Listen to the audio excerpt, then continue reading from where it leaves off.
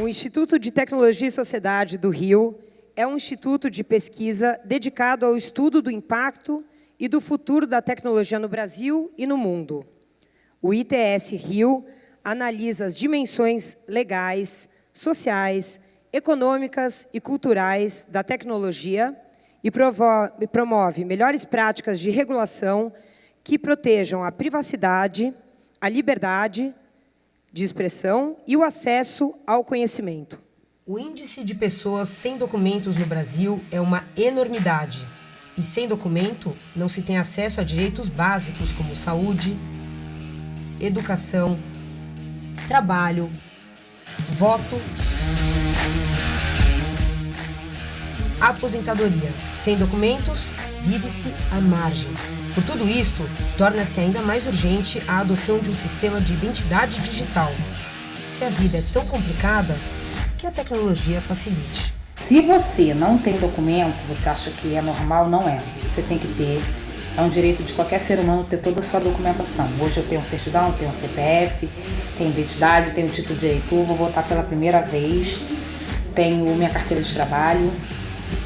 E eu acho que isso é dignidade, né? GovTech Brasil convida agora ao palco o fundador do ITS Rio, Ronaldo Lemos.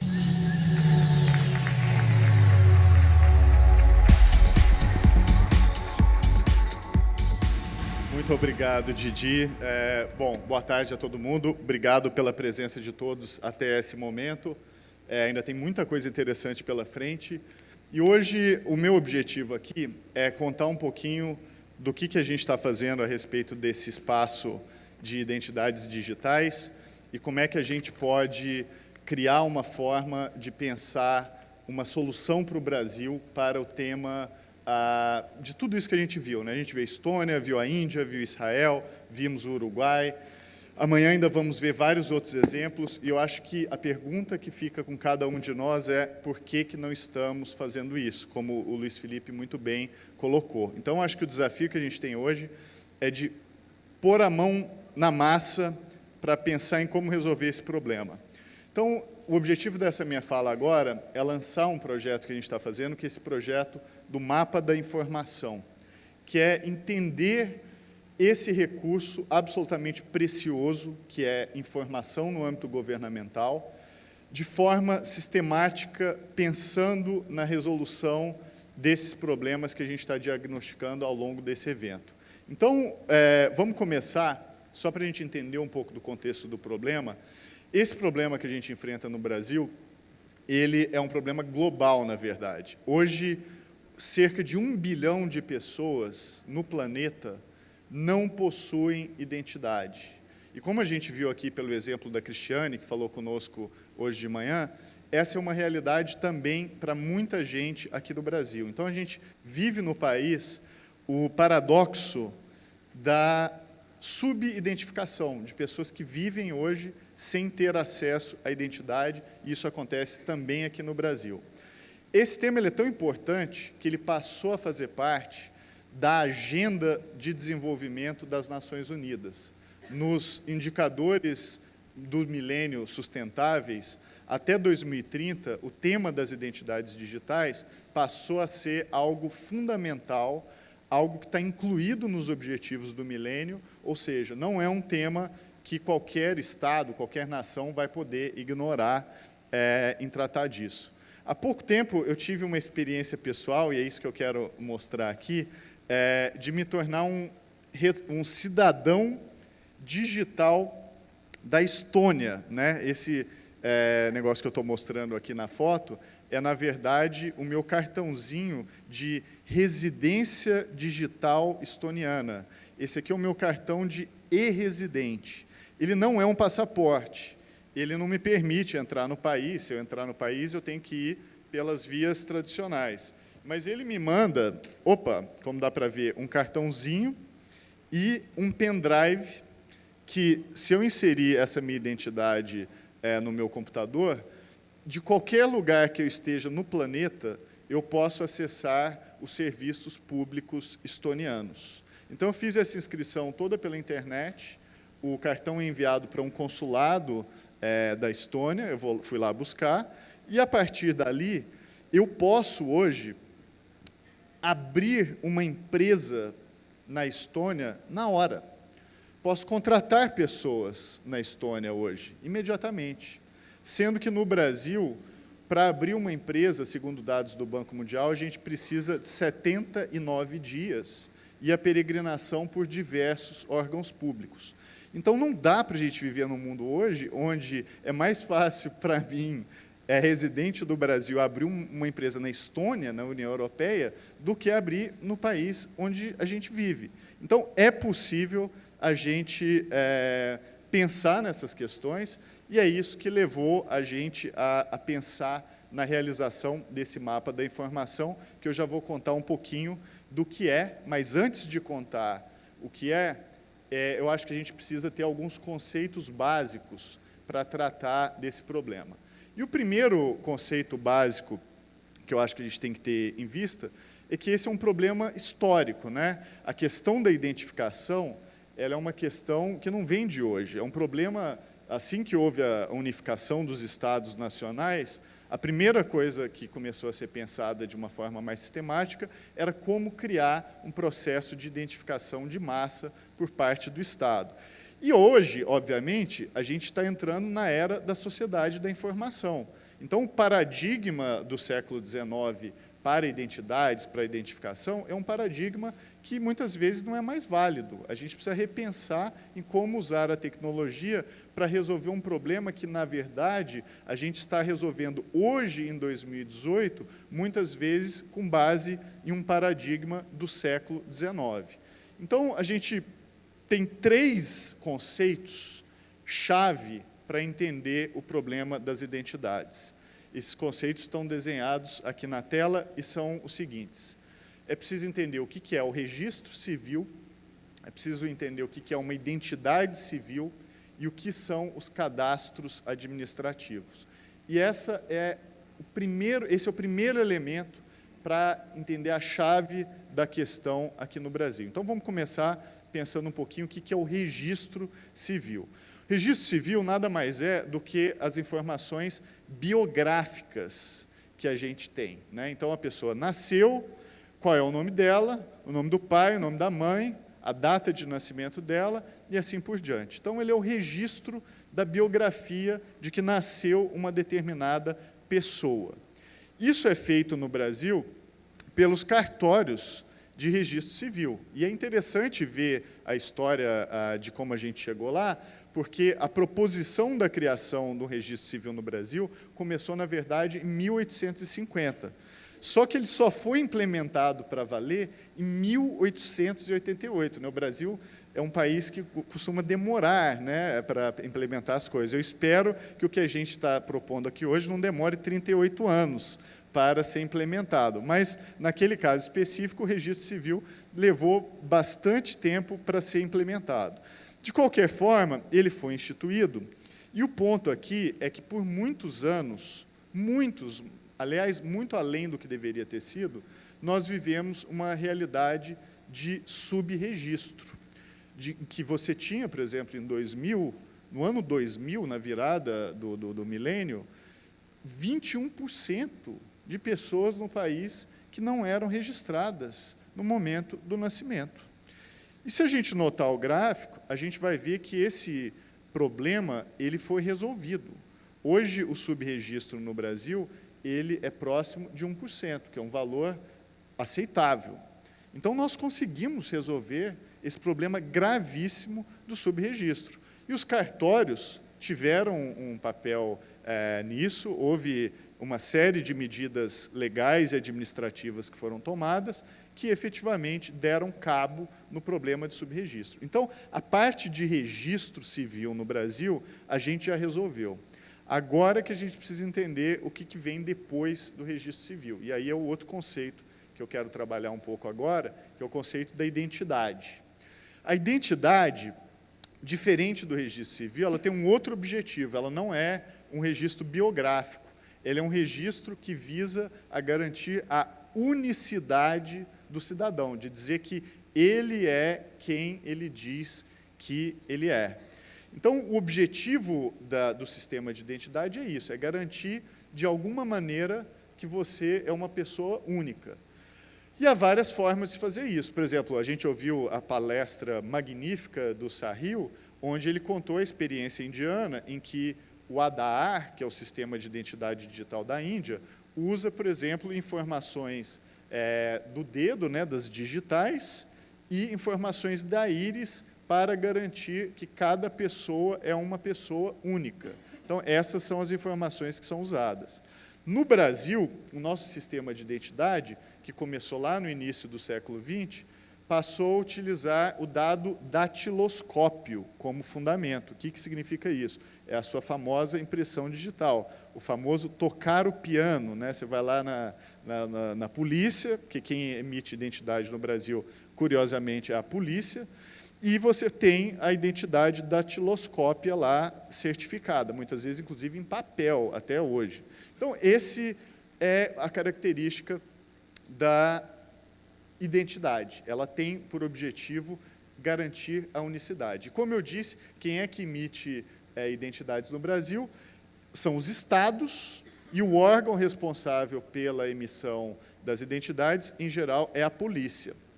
Então, aí já tem um ponto de interrogação que a gente tem que pensar, com exceção do Rio de Janeiro. O Rio de Janeiro é o único estado do Brasil onde as identidades não são emitidas pela polícia, mas são emitidas do ponto de vista civil. Então, se a identidade é o registro que busca a unicidade, em que medida ele é eficaz? Quais são as falhas desse sistema, especialmente no mundo em que a gente vive hoje? Ora, se você olhar matéria recente, aliás, nem tão recente assim, da Folha de São Paulo, houve um fato muito interessante de um jornalista da Folha que conseguiu viajar por 9 estados do Brasil e tirou 9 RGs, né? Então, ele tirou 9 identidades, porque não tem um sistema que unifique esses dados, né? Inclusive, dá para ver aqui o registro biométrico dele, né, de dedão, em todas lá as carteiras de identidade. Mas e daí? Eu consegui tirar 9 identidades para fins de fraude, inclusive, isso aqui é uma maravilha, né? Então, essa é uma questão que mostra que aquela unicidade que a gente está buscando, muitas vezes ela não é tão factível quanto a gente imagina. Mais do que isso, e olha esse caso ainda é pior. Esse indivíduo, ele conseguiu tirar 47 títulos de eleitor, 43 de identidade, sendo 23 emitidas na Bahia, 12 em Minas Gerais, 8 em Goiás. Ele tinha 2 carteiras de trabalho, 2 certificados de reservista. Então, esse indivíduo é um magnata do Bolsa Família, se ele quiser, porque ele pode pedir 47 Bolsas Família, ele pode votar 47 vezes e assim por diante. Então, o Brasil é um país muito curioso, porque a gente vive, por um lado, a tragédia da subidentificação, só que a gente tem, por outro lado, indivíduos superidentificados, que, inclusive, têm diversas identidades e carteiras, etc. E o CPF, por sua vez, em 2016, a CGU descobriu, por exemplo, que tinham 47,6 mil CPFs sendo usados por mais de uma pessoa. Então, o CPF também, muitas vezes, traz problemas para a forma como a gente pensa todas essas questões. E a outra coisa que eu acho que fica evidente com relação ao estudo que eu estou dizendo é que, como a emissão do RG é estadual, não tem unificação, né? A gente está falando de um banco de dados que não se comunica. E isso tem impacto, inclusive, para políticas públicas, para políticas de segurança pública, dentre outras coisas. Então, não há unificação. Uma solução que é adotada por outros países, por exemplo, é unificar os processos de identidade e de registro. É o que acontece, por exemplo, no Chile, né? A gente acabou de ouvir a experiência chilena, mas se a gente for olhar aqui, o que está escrito nesse slide do Chile está dito exatamente isso: Serviço de Registro Civil e Identificação. Ou seja, você tem uma unificação entre a emissão do registro civil e a emissão da identidade. Há experiências sobre isso acontecendo no Brasil também. É o caso, de novo, do Rio de Janeiro, né? O Rio de Janeiro tem uma experiência de unificar registro civil e identidade, e, ao meu ver, essa é uma excelente possibilidade para ser escalada para o Brasil como um todo, que é a gente não ter essa bipartição entre identificação e registro, como a gente já verificou aqui. O Chile fez isso e fez com sucesso. Por fim, vale a pena a gente ver um estudo do BID, que acabou de sair, tem algumas poucas semanas, que traz um dado que, na minha opinião, é muito grave. O estudo do BID mediu quanto custa você tirar os seus documentos anualmente. E o diagnóstico do Brasil é que, todo ano, o custo para cada cidadão obter 6 tipos de documento é de 7 bilhões anuais. Então, esse é só o custo do tempo da pessoa ter que lidar com a burocracia para resolver o emaranhado de documentação que a gente vive aqui no país. Então, esse estudo acabou de ser publicado e eu acho que é um guia relevante para a gente pensar em todos esses pontos. O terceiro conceito que eu quero discutir agora é o conceito dos cadastros administrativos. Se o registro é informação biográfica e a identidade é o documento que te dá unicidade, o cadastro administrativo é o número que o governo gera com relação à realização de um determinado tipo de política pública. O CPF é um cadastro administrativo. Ele não é, ou foi projetado, ou pensado, concebido, como uma identidade, nem como registro. Tanto que eu trouxe aqui a página da criação do CPF nos anos 70, anunciando lá, apresentamos o senhor 041293007, tem que até ver se esse CPF ainda é válido, né, para ver se está na ativa.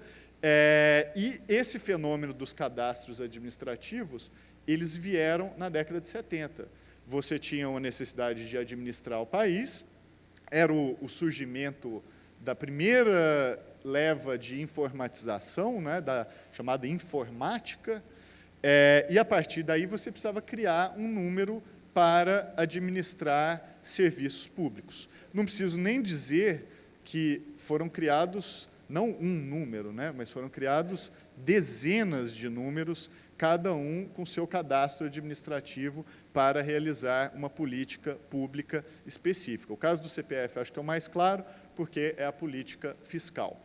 E o CPF, inclusive, mais recentemente, foi convertido no que vem sendo chamado de o eCPF, que são os certificados digitais, que é você pegar o seu CPF e, mediante um procedimento de levar 2 documentos em uma certificadora, você obter uma espécie de uma identidade barra número de cadastro que te permite realizar algumas operações da vida civil brasileira. Parece uma boa ideia e realmente é um embrião importante e muito bem executado do ponto de vista técnico no Brasil, mas ele tem um problema. Um eCPF hoje custa, para a pessoa jurídica, cerca de R$ 250 por ano e, para a pessoa física, cerca de 160. O que faz com que esse modelo que existe desde 2002, mais ou menos, mutatis mutandis, pelo menos é a data da lei onde isso foi criado, tenha tido a adesão de cerca de 5 milhões de usuários apenas no Brasil.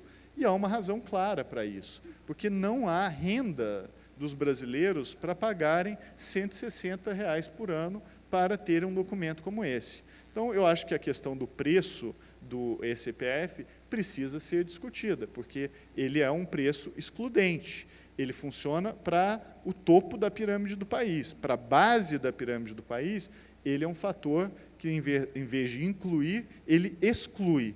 E por que ele exclui? Porque, infelizmente, várias plataformas do governo federal hoje passaram a exigir o eCPF como requisito de login nessas plataformas. Um exemplo é a Receita Federal. Se eu for me logar na Receita Federal, eu tenho um tratamento se eu tiver pago os R$ 250 por ano, eu posso me logar na página e ter acesso às minhas informações completas, e tenho outro tratamento de entrar no site sem o certificado digital, onde eu não tenho acesso às informações que realmente eu preciso. Um exemplo mais recente é o e-Social, que é a plataforma onde são cumpridas as obrigações trabalhistas. Até pouco tempo, ele não exigia para o acesso um eCPF. Desde julho de 2018, ele passou a exigir um eCPF.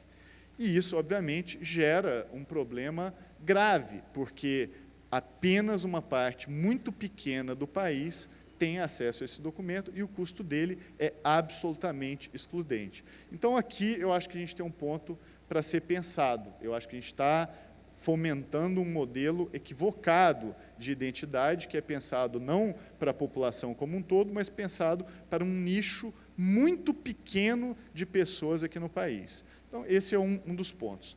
O outro ponto que eu tenho algo a dizer, que eu acho que vale compartilhar aqui, é que a gente está conseguindo fazer no ambiente digital algo extraordinário. O Brasil talvez seja o único país do mundo que está conseguindo usar a tecnologia para perpetuar a burocracia no ambiente digital.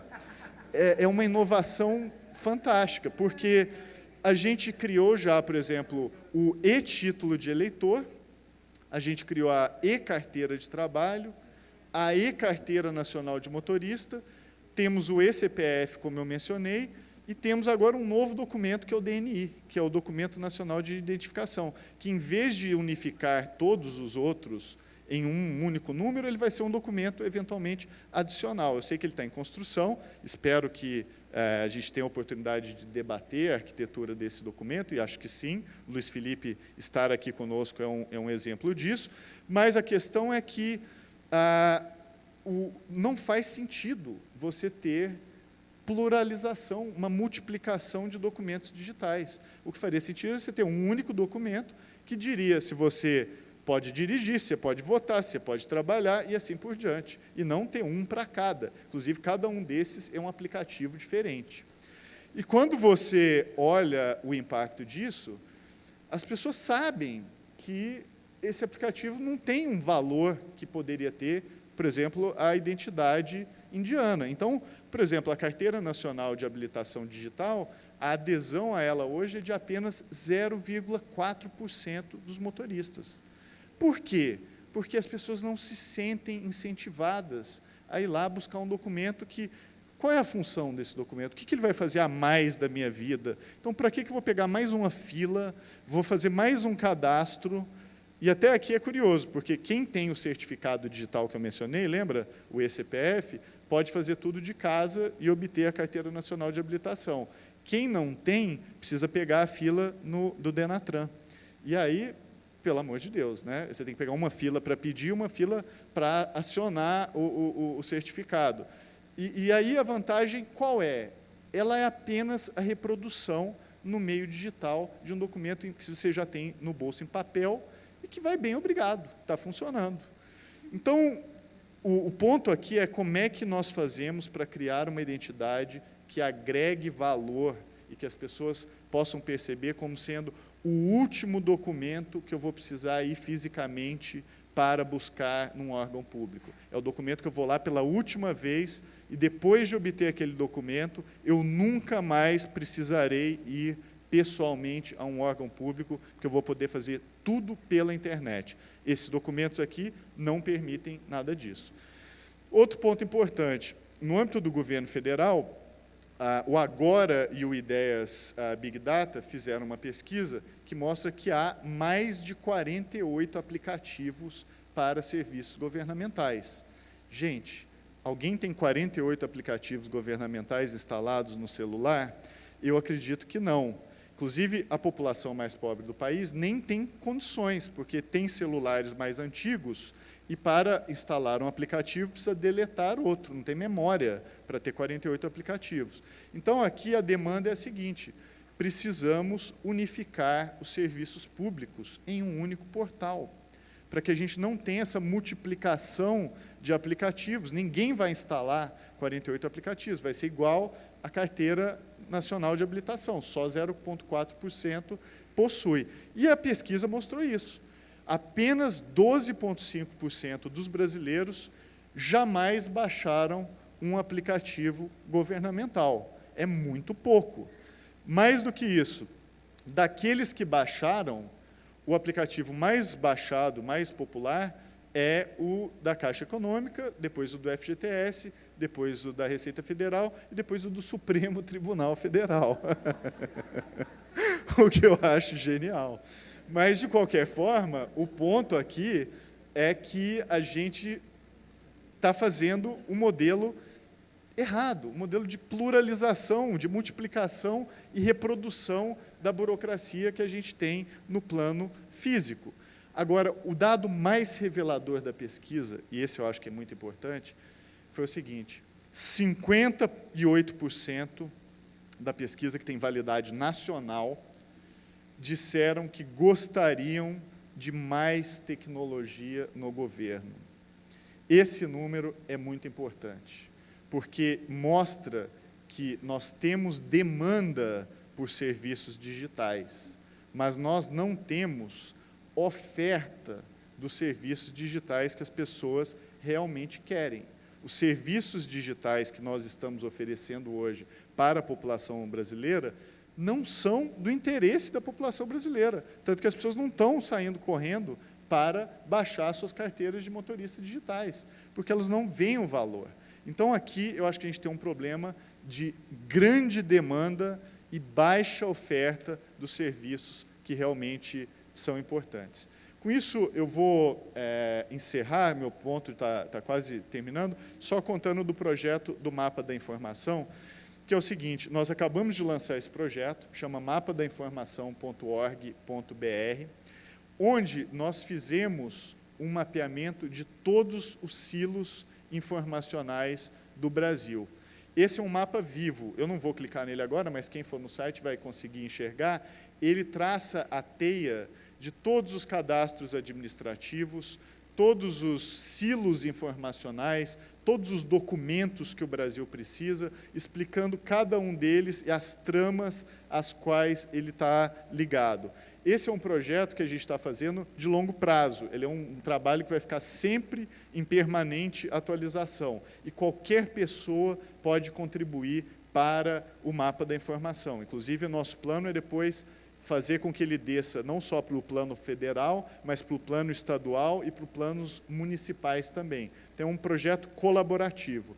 E, nesse projeto, a gente vai enxergar o primeiro passo para tentar enxergar como a informação é organizada ou, quem sabe, desorganizada aqui no Brasil. Então, qualquer contribuição para esse projeto é bem-vinda, e hoje eu acho que a gente já tem uma primeira visualização muito poderosa para a gente entender o mapa, que a gente ia chamar de mapa da burocracia, né? Mas como a gente só se interessa por aquilo que pode dar certo, então a gente chamou de mapa da informação para facilitar.